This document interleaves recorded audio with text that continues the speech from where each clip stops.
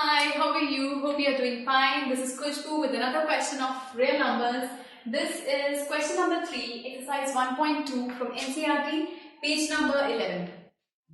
Find HCF and LCM of the following pair of integers by applying the prime factorization method. So, हमें prime factorization method apply करके LCM और HCF find करना है. So first हमारे पास दिया हुआ है 17, 23 और 29 का. 17 का LCM. 17 का LCM अगर हम लें 17 ones are, that's it. 23 का LCM 23 ones are, 29 का LCM 29 ones are. So ये हमारे पास आते हैं इनके LCM. तो 17 का LCM क्या है? 17 ones are. 23 का LCM is 23 ones are 23. 29 का 29 ones are. So सबसे पहले अगर मैं इसका HCF निकालूं, HCF क्या आता है हमारे पास? तीनों में कॉमन क्या है? जस्ट 1. तो इसका HCF हमारे पास आ गया 1. Now LCM. LCM तीनों में क्या है? LCM के लिए हम क्या करते हैं, जितनी भी हमारे पास जो 3 डिजिट्स दिए हुए हैं उसके तीनों जो भी डिजिट्स उसके पास आ रहे हैं, डिफरेंट डिजिट्स जो आ रहे हैं, आप पहले उनको उतार के लिखते हो. तो 3 डिफरेंट नंबर्स क्या आ रहे हैं इसके पास? 17 आ रहा है, 23 आ रहा है और 29 आ रहा है. देन हम ये देखते हैं कि इनका हाईएस्ट किसके पास आ रहा है? 17 सिर्फ इसके पास है, एक ही है, तो यहाँ और एक ही 17 आएगा.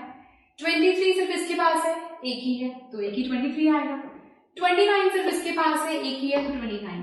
If you have seen the last video जिसमें हमने इसी एक्सरसाइज का क्वेश्चन नंबर 2 करवाया है, उसमें अगर आप देखो तो कई क्वेश्चंस में ऐसे, लेट्स सपोज इसके पास 23 दो आते, तो मैं यहाँ पर 23 का स्क्वायर लिखती. हम हाईएस्ट फॉरवर्ड बोलते हैं.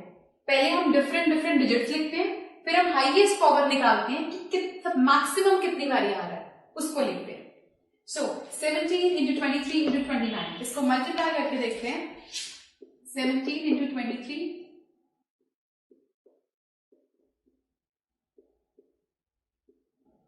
391 into 29 35, 2 9s are 18, 2 3s are 6 is 7, 5 13, 4 11. So हमारे पास आ गया 11339. This is the LCM. So LCM is 1, LCM is 11339. Now part number 3, which is 8, 9 and 25.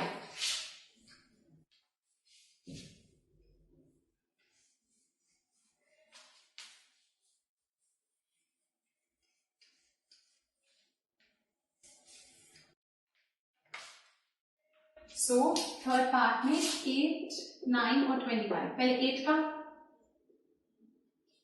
हम एलसीएम लेते हैं. सो 2 से 2 4s are, 2 2s are, 2 1s are. Now 9 का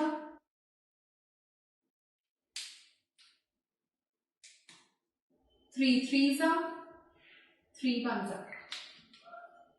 Same way 25 का 5 5s are, 5 1s are, 5 1s are. So हमारे पास ये numbers के लिए प्राइम फैक्टराइजेशन आ गई है. सो 8 का प्राइम फैक्टराइजेशन था 2 into 2 into 2. 9 का प्राइम फैक्टराइजेशन 3 into 3 और 25 का प्राइम फैक्टराइजेशन 5 into 5. अब HCF क्या आता है हमारे पास? HCF हमारे पास आ रहा है, हमारे पास हाईएस्ट कॉमन क्या है इसमें? कुछ भी कॉमन नहीं है तीनों में, तो तीनों के पास 1 तो माना जाएगा. अगर कुछ भी कॉमन नहीं आता किसी चीज में तो 1 तो हर किसी के फैक्टर है.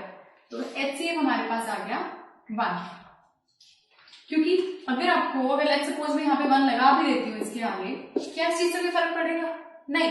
तो 1 हर किसी का फैक्टर है, इसलिए हम कहते हैं कि 1 कुछ नहीं कॉमन आ रहा, तो हाईएस्ट कॉमन फैक्टर आपके पास आ जाता है 1. Now LCM. LCM के लिए फिर से वही चीज, डिफरेंट डिजिट्स. 3 तरह के डिजिट्स हैं हमारे पास यहाँ पर, 2 3 and 5. सो 2 3 5 तीनों को लिख दिया पहले, 2 3 and 5. अब देखो 2 मैक्सिमम इसके पास है और किसी के पास 2 नहीं है. और 3 बार आ रहा है तो हम 2 का हाईएस्ट पावर रखेंगे 3 सिर्फ इसी के पास है और 2 बार आ रहा है तो 3 का हाईएस्ट पावर 2 रखेंगे। तो मैक्सिमम टाइम जो आ रहा होता है वो नंबर लेते हैं एलसीएम के लिए। 5 मैक्सिमम 2 बार ही आ रहा है। लेट्स सपोज मैं कोई एग्जांपल दूं, अगर 5 इसके पास भी होता तो भी हम 5 का मैक्सिमम पावर 2 ही रखते हैं। क्यों? क्योंकि दोनों के पास 5 तो है लेकिन हाईएस्ट किसके पास है? इसके पास। तो जो हाईएस्ट होता है उस वाले को हम लिखते हैं। सो 5 का मैक्सिमम पावर आ गया यहां से 2। अब एलसीएम क्या बनता है? 2 का क्यूब इज 8, 3 का स्क्वायर इज 9, 5 का square is 25. So 25 into 8 is 200 into 9 is equal to 1800. So 1800 आ गया हमारे पास LCM और HCF is 1. So this was the third question from exercise 1.2. अगर आपको कोई भी डाउट है, ये चीज समझ नहीं आ रही है, please to write to us. इसका जो लास्ट वीडियो अगर आप वो देखोगे इसके लिए, उसमें हमने बिगिनिंग से समझाया कि LCM और HCF कैसे लिखना है। और अगर कोई भी डाउट हो, please to write to us and do watch the next video for some more questions. Good bye.